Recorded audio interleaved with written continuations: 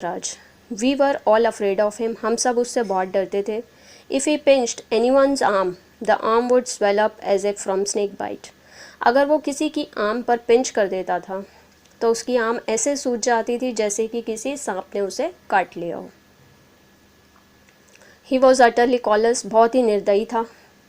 He would catch a wasp with his bare fingers, pull out its sting, tie a thread round it and fly it like a kite. कभी कभी वो क्या करता था कि एक वैस्प होता है, एक ततैया, उसे भी अपनी उंगलियों से पकड़ लेता था और उसका जो जहर होता था वो निकाल देता था। फिर उस पर थ्रेड धागा बांधता था और उस धागे को ऐसे इस्तेमाल करता था जैसे कि वो कोई पतंग उड़ा रहा हो। He would pounce on a butterfly sting on a flower, और कभी कभी वो बटरफ्लाई जो कि एक फूल पर बैठी होती थी उस पर भी झपटा मारता था। And crush it between his fingers और एल्स, और उस बटरफ्लाई को अपनी उंगलियों से क्रश कर देता था।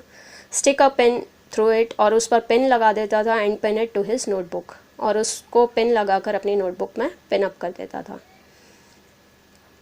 It was said that if a scorpion stung Bodhraj the scorpion would fall dead.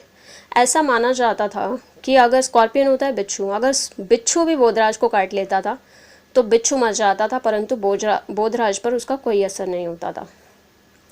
Bodhraj blood was believe to be so full of venom that even snake bite had no effect on him.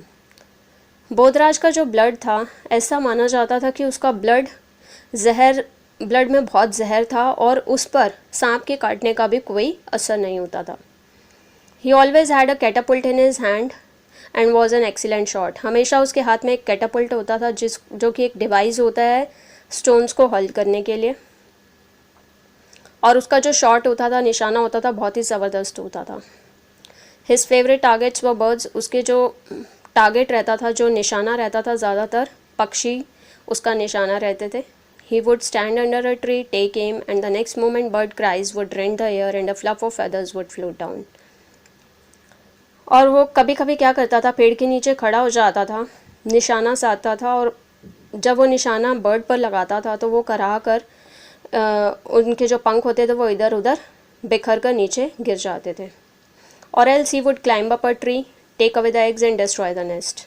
और इसके अलावा वो क्या करता था कि वो पेड़ पर चढ़ जाता था और जो नेस्ट में, घोंसले में जो भी अंडे होते थे उनको निकाल लेता था और जो घोंसला था उसको नष्ट कर देता था। He was vindictive and took pleasure in hurting others.